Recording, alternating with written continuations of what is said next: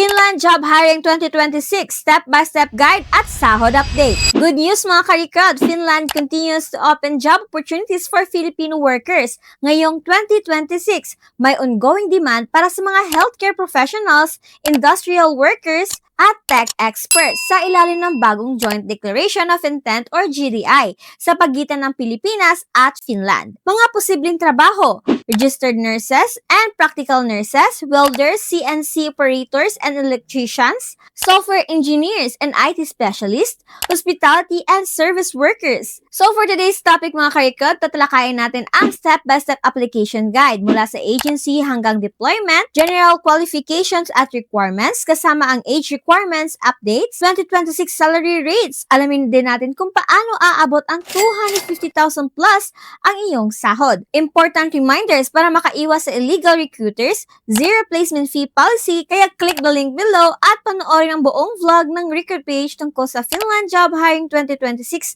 Step-by-Step Guide at Sahod Update para malaman kung paano makaka-apply. Hello mga karikra, Jen here. Dahil sa bagong Joint Declaration of Intent or GDI na pinirmahan ng DMW at Finland nitong March 2026, mas pinadali na ang pagpunta ng mga Filipino skilled workers sa tinatawag na happiest country in the world. Pero bago ang lahat, kailangan nating malaman paano nga ba ang tamang proseso, ano ang qualifications, at syempre magkano ba talaga ang kikitain mo doon. Hihimayin natin lahat yan sa videong ito. But before that, disclaimer lang mga karikod, Recruit PH ay hindi po affiliated sa kahit anong agency or organization.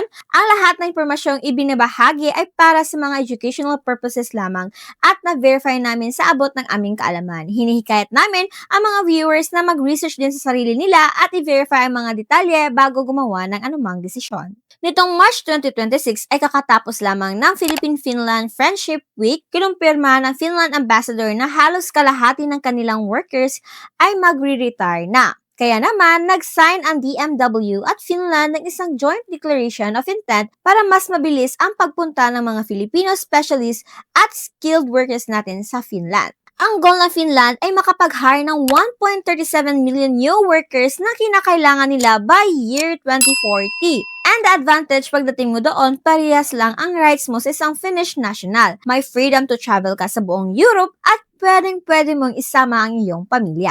Top in-demand jobs and salaries 2026. Ano-ano nga ba ang mga trabahong pwede mong applyan sa Finland? Na ito ang mga active sectors based sa latest job orders. Healthcare, napakalaking shortage para sa registered nurses at practical nurses sa Finland. Industrial and engineering, active ang hiring para sa mga welders and CNC mechanists at electricians. Technology, open ang Finland para sa mga software engineers at AI specialists. Qualifications and age requirements. Ngayon ay alamin naman natin ang mga qualifications. Hindi lang basta pa-abroad ito. Kailangan pasok ka din sa criteria ng Finland Immigration at DMW. Education, kadalasan ay kailangan ng bachelor's degree lalo-lalo na sa healthcare at IT. Para sa skilled trades, welders or electricians, sapat na ang vocational certificate at kaukulang NC2 mula sa TESDA. But yung experience, kailangan may at least 2 to 3 years of related work experience.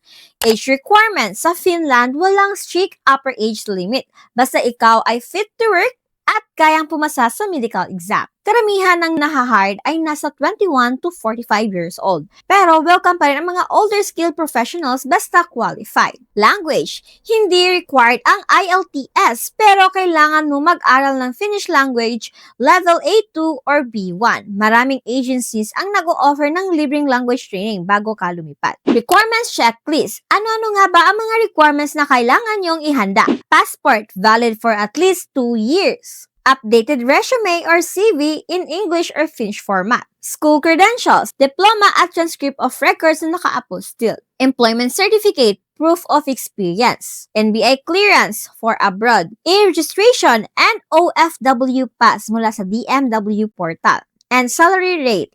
Ito na ang pinaka-inaantay ng lahat. Magkano nga ba ang salary rate sa Finland ngayong 2026? Ayon sa bagong Collective Agreement or TES at migrant updates, healthcare nurses or caregivers, ang entry-level sahod ay nasa 170,000 hanggang 250,000 monthly. Sa skilled trades or welders or CNC electricians, naglalaro sa 155,000 hanggang 210,000. IT specialists, sila ang pinakamataas ang salary rate, mahigit sa 240,000 to 390,000. Take-home pay, tandaan na mga salary rate na nabanggit ay gross salary, ibig sabihin, hindi pa kasama ang class dito, may tax sa Finland, at approx 20 to 30%. Pero ang kapalit naman ito ay libreng healthcare, free schools para sa mga anak mo, at family residency rights. Okay, dito naman tayo sa step-by-step application guide. Ngayong alam mo na yung salary rate as Finland, for sure ang tanong mo ngayon ay how to apply. Ito ang step-by-step guide on how to apply Finland. Step 1. Find accredited agency. Mag-search sa DMW website para sa mga agencies na may approved job order.